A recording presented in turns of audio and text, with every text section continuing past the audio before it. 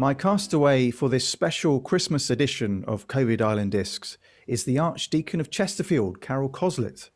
She was born into a musical family in Epsom, Surrey, her father being a professional conductor and professor of music. During schooling in local comprehensives, her own musical talent was recognised when she became a junior exhibitioner at the Royal College of Music, playing piano and clarinet. She studied theology and music at Bangor University College of North Wales and Jesus College, Cambridge. And following a teaching career during which she was also licensed as a Church of England reader, Carol was ordained deacon in 2003 and priest the following year. She has served in the Diocese of Guildford and Southwark and came to us here in Derby Diocese nearly 3 years ago to become Archdeacon of Chesterfield. She is married to Martin and has 2 grown-up children, David and Clara, and lists gardening, swimming, reading and travelling among her many hobbies. A special Christmas welcome to COVID Island Discs to you, Carol Coslett. Thank you, Ian. It's nice to be here. So it's lovely to have you with me on this Christmas show, Carol, and thank you for taking the time to join me here. Carol, music's been a big part of your life from an early age. Can you tell us more about your formation in music? Yes, of course. Well, I mean, we had music going on all the time in the household, from my grandparents' house as well, and my parents, obviously. I can remember staying with my grandparents and going to sleep with her playing the piano, playing Schubert impromptus and things like that. So it was really always there and playing. And then I think I would sing around the house. So I think my dad said I was singing almost before I was talking, and dancing as well. I didn't list that as one of my hobbies and things or talents. But yeah, so I started learning piano at 5, really quite early on, and I think it was that got me into the college junior department really first off, because I'd only really just started the clarinet when I auditioned for that. Mm-hmm. So, I was sort of grade 6 piano or something like that when I was about 10. So doing that and then carried on with the clarinet as well, which took me further. But yeah, so music's always been in the blood. And I suppose with a musical family like that, with father trying to lecture, trying to conduct, trying to perform, you're going to shows, you're going to concerts. So I would sit with him while he used to go and follow the scores in a concert, because he had to write the critique of it. Wow. So there we were, he'd be pointing out the score to me and looking at the orchestra and things. Yeah. So, and then we always had people visiting the house, because he would teach piano, he'd teach lessons, theory in the home, as well as going up to lecture at the college, and he lectured for London University as well, extramural department, as well as the Royal College, and then conducting all around. So big orchestral concerts that we used to go to, St John Smith Square, St Martin the Fields. He formed his own orchestra at a time.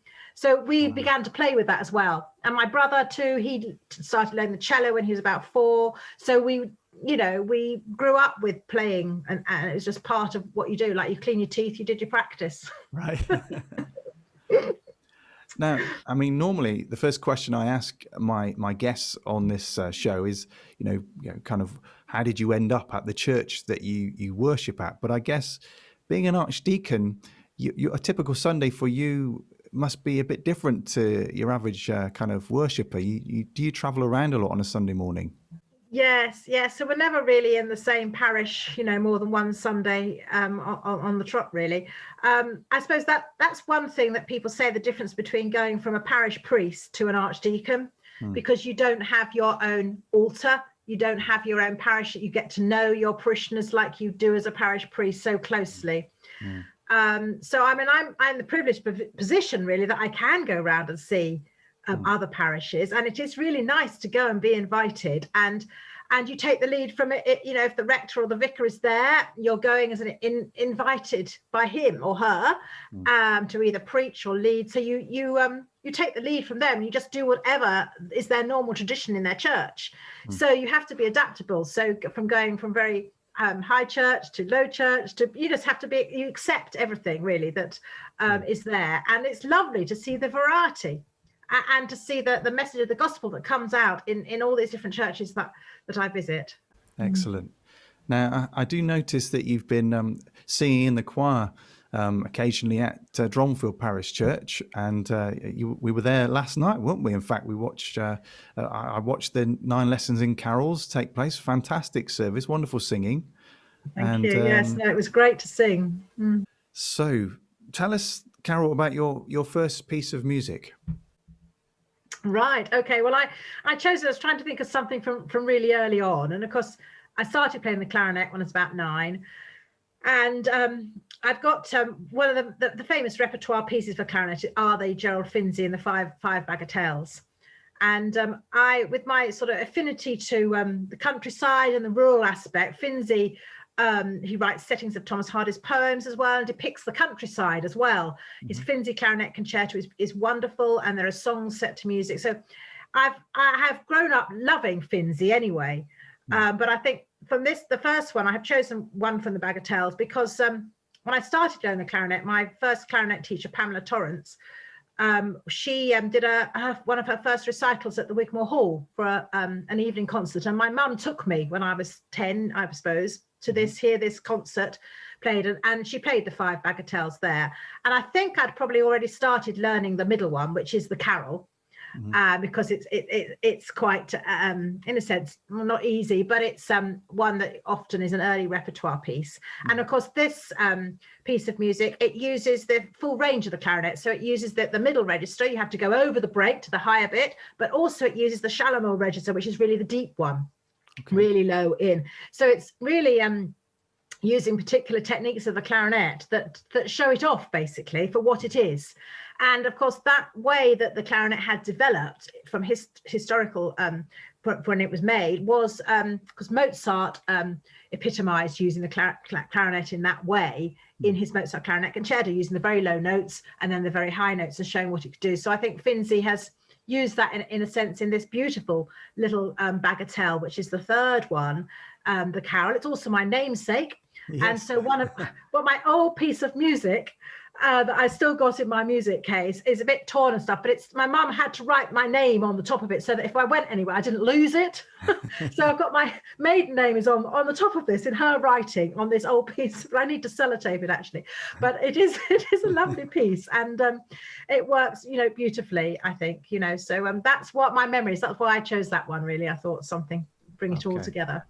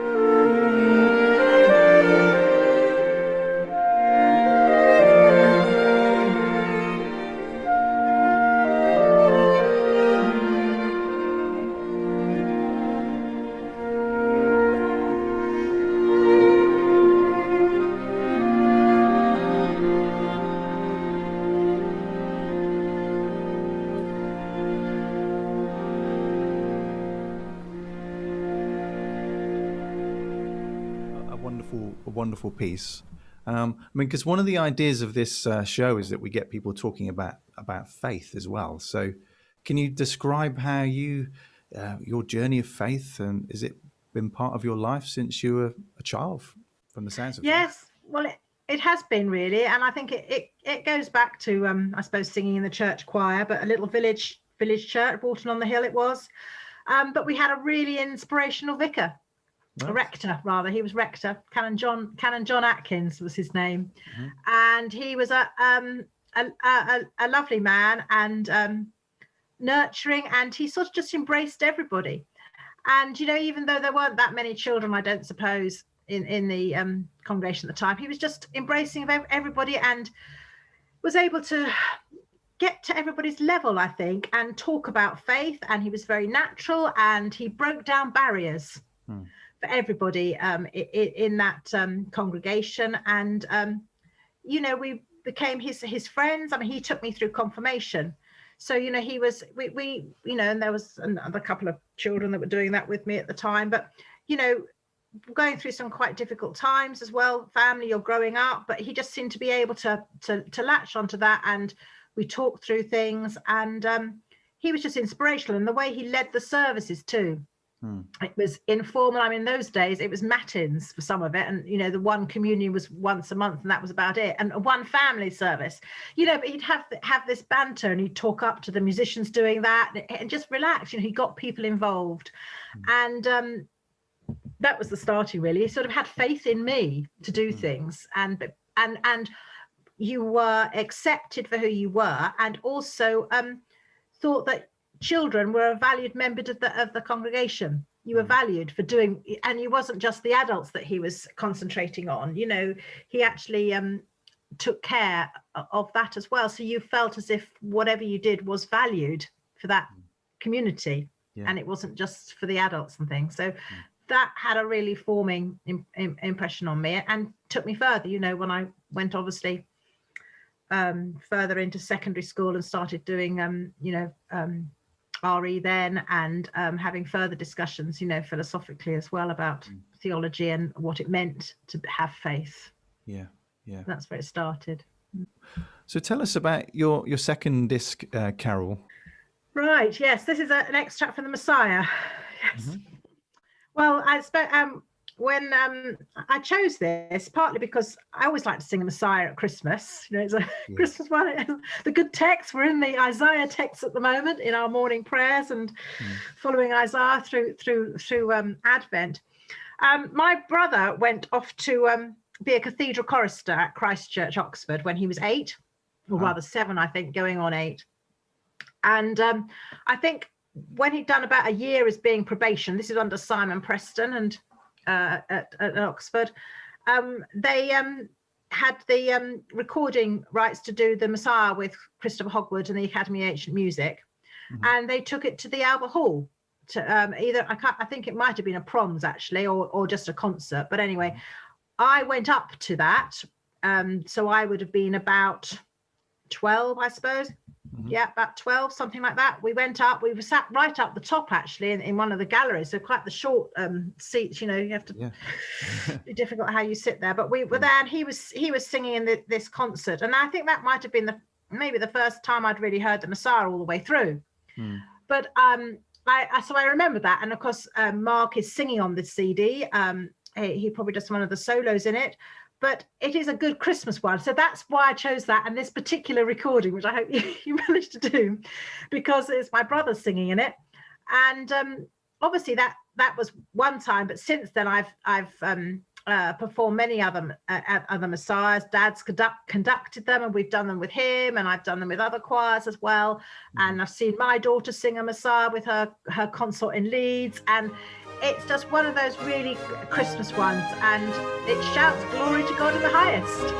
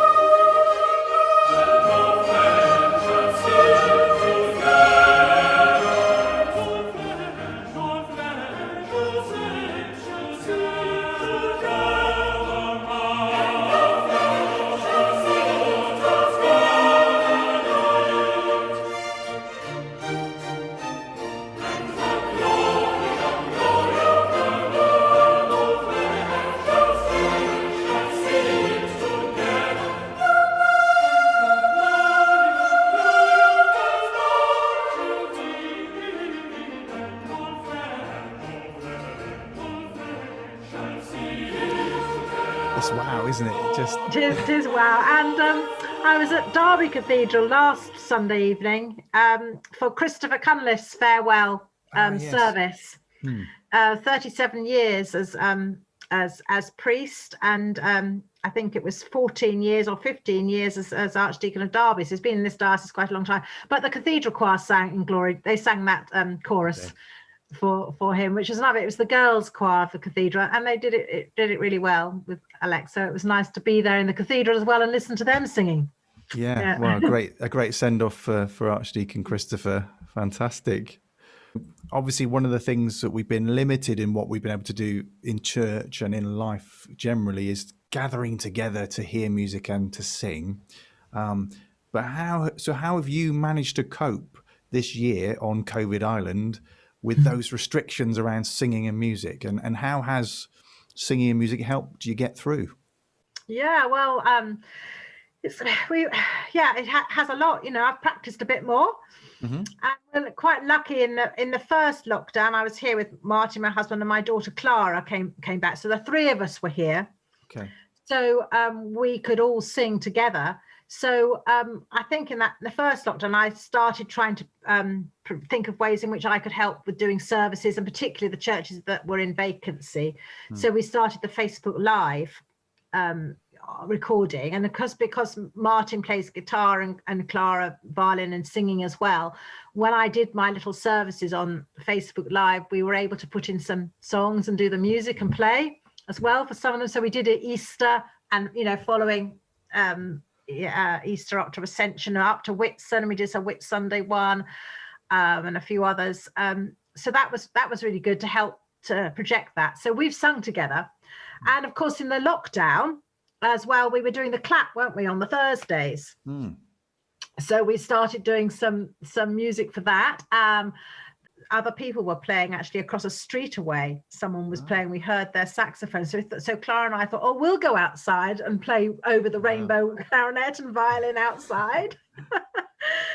And then came up with singing as well. She sang over the rainbow through our skylights and the microphones. We put it out there.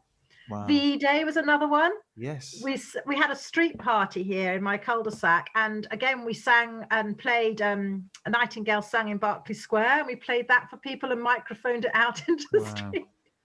So just a few things like that. So music obviously in lockdown has really helped, because it's something you can all do together, and we were lucky because we got the instruments here and could still play and sing.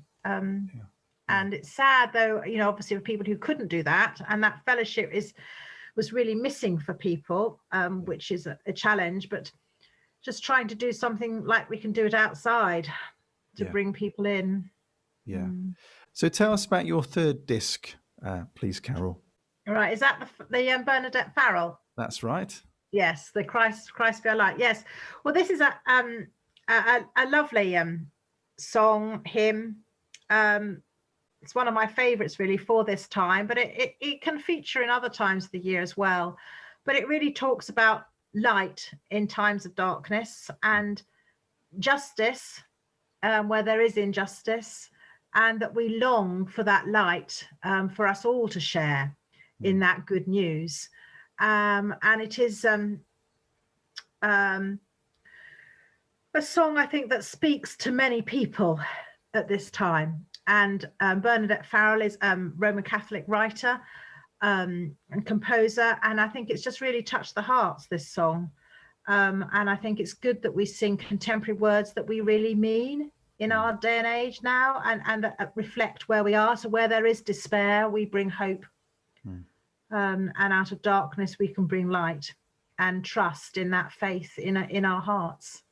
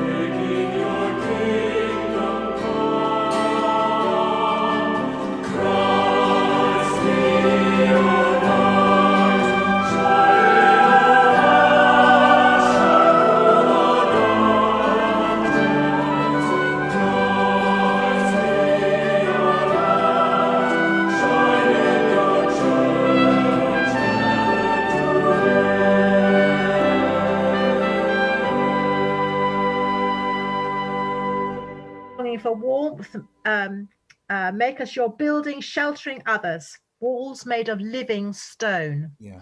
You know, it is really meaningful words, I think, for many people today.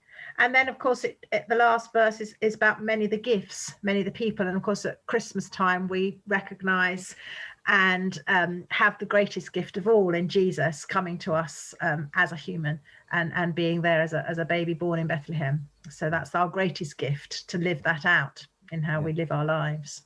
And can you think, Carol, of perhaps one occasion or a series of occasions where you've thought, yes, this is great. This is why I'm involved with the church? Well, I think it's occasion. I mean, when you have the privilege to meet couples, say if they bring their baby for baptism, and you're meeting couples that they don't normally come to church, and you see the warmth of the families around them, and you see their love, and that's a way to engage with them and to talk with them about faith, and to support them and to say that you are there for them as well, and to just realize a little bit. And if they come, then they might come again. You know, they might, and something might spark in them. So that is always is a great privilege for me. And another occasion, it's just really, for me, it's that rock. No matter how difficult life is around, there's always that certainty of faith and that sort of guiding light within me. And so somehow partake that and give that to other people. Say, look, if you have faith and can really believe, then you will also have that certainty. And no matter, you know, what's going on in your life, you can have that goal and that comfort for you. Yeah. And I mean, you know, it's always, I mean, if you have the Bible, it is a book for life. You can find everything in it. You know, almost every answer to most things in life are in that book if you look for it and find it there. And you know, I was privileged because I saved up when I was a young student and I went to Israel for 6 months, traveled on my own, and you know, I took a mini Bible with me. It was there with me in my rucksack, so that, you know, I could look things up, it could be there, and you know, had faith that there was a protecting light, or if you like, or a bubble, protecting bubble, talking about bubbles, around me at that time that would get me through, you know, and be with me in the different experiences that I had there. Well, let's hear about your fourth piece of music. Well, the background to this one is my mother-in-law, my husband's mother, was in a care home in Dorking in her last few years of her life. So she was very well cared for there. And when she died, my husband wanted to write something for the nurses and the carers who looked after her, and the names of them who actually, you know, tended to her every need, really, and that's particularly in the last sort of 6 months that she was there. And we sang it at her memorial service, etc. And then when we had this lockdown and everyone was, you know, we were clapping for the NHS and we were praying for all those people in hospital and thinking of how people were, you know, all the nurses and the doctors were working so hard, and the key workers and everything. He thought to revamp it slightly and change some of the words. And set more of a violin part, I think, and a guitar bit. And with Clara here, because we were in lockdown, they were able to perform it again and, you know, work at it again. And so they performed it at a lockdown no, so I don't mean the lockdown, I mean the clap. They performed it at the Thursday clap. Okay. And then also it got live, so it went on BBC Radio Derby, I think. They talked to them about that story and said how they changed it, and we sent it round to the NHS hospitals as well. I think we had a reply from one of the hospitals that said that they'd been able to listen to it, or they put the words up, and that really helped them get through things. So he was just pleased to do that. And so that's in the care of angels. So really thinking about my mother-in-law there, who was a great friend to me, and we had some good years together. But then also thinking about all those this year who have lost loved ones, and that all those carers who've worked as frontline workers in this pandemic, and we continue to pray for them.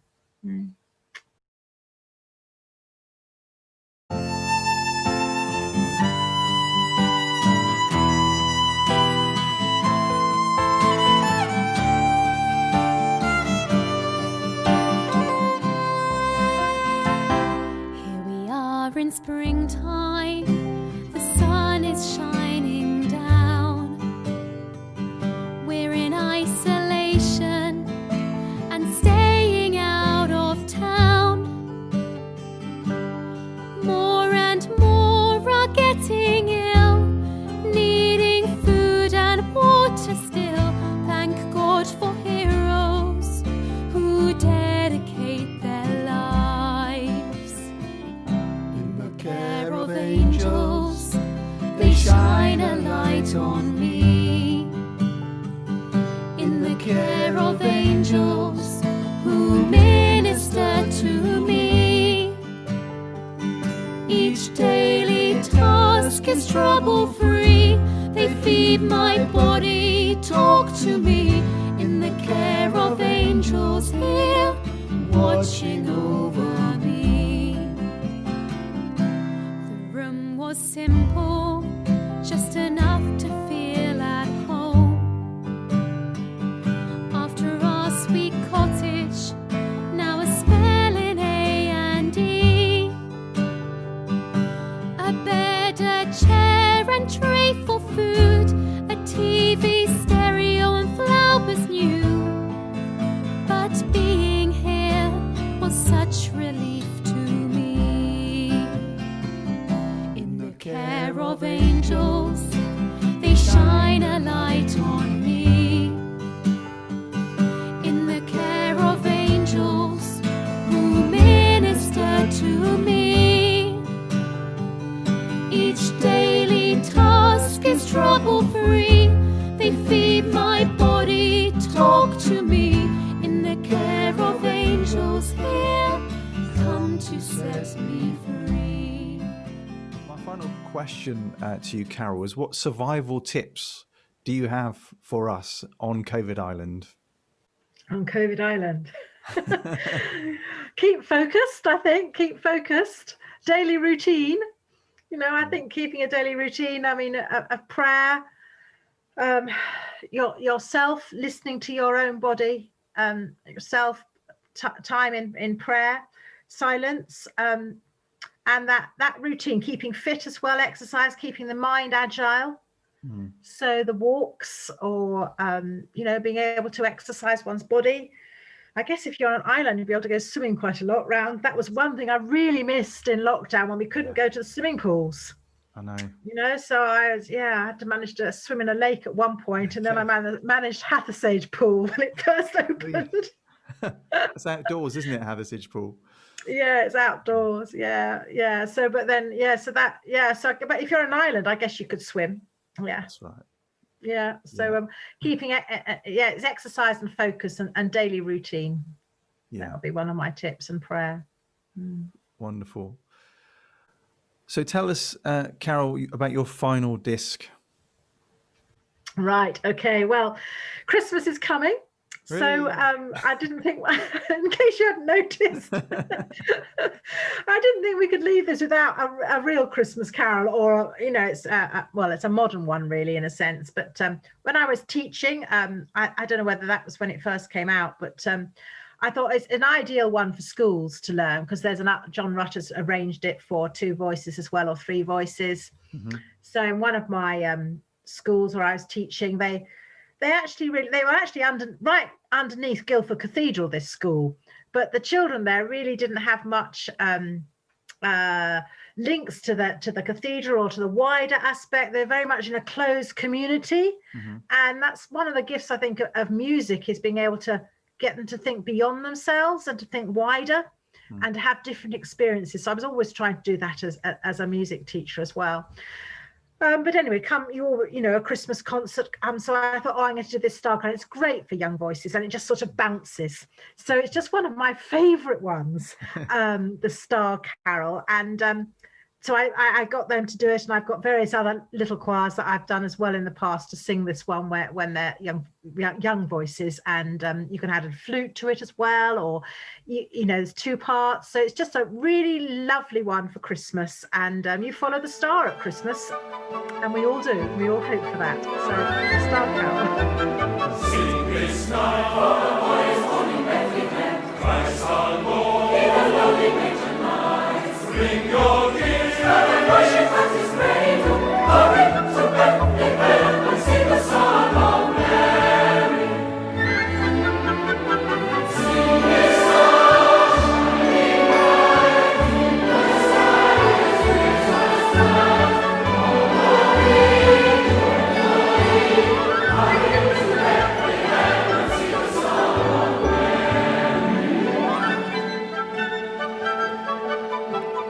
Angels cry from heaven's highest glory. Never knew with his message of good cheer. Sing, rejoice, for a King is come to save us. Hurry to Bethlehem and see the Son of Mary.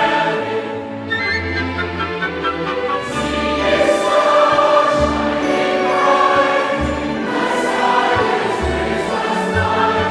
Follow me joyfully. Hurry to Bethlehem and see the Son of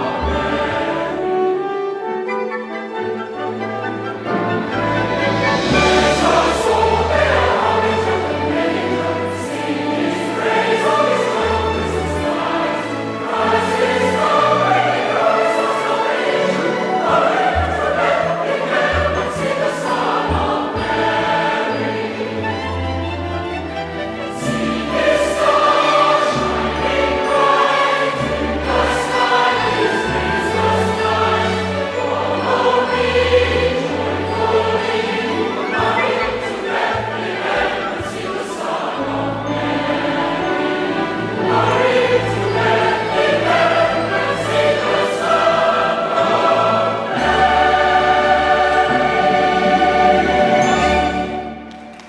Well, that's got us in the Christmas spirit. Thank you, Oh, Carol. it has, hasn't it? I think it brings all the excitement. You know, you can imagine a pack, if we weren't in COVID, but, you know, a packed Christmas Eve service and all the children there. And, you know, you know, a group is singing that, you know, and they got hurry to Bethlehem, you know, and all the children are so excited about it. And I just think it has that atmosphere. You know, it's very much a follow me bouncy. I used to get them to, you know, have to bounce and have their light in their eyes to get them following the star. Well, next year, next Christmas, let's hope and pray that. Yes, that's a one for Rob Drumfield. He's got to put it on his agenda. Okay. That's my choice for next year. Okay. So, Carol, thank you for joining us on COVID Island. Trusting that next year we shan't be on COVID Island. The rescue mission would have happened and the boat would have come sailing in to take us away. But whilst you're there on the island, you get to have with you the complete works of Graham Kendrick. All right. Yeah. Which, well, you can do with that what you like. Yeah. Shine, Jesus, shine, coming this way. Yes. You also get a copy of the Bible and a book of your choice. What book would you take with you?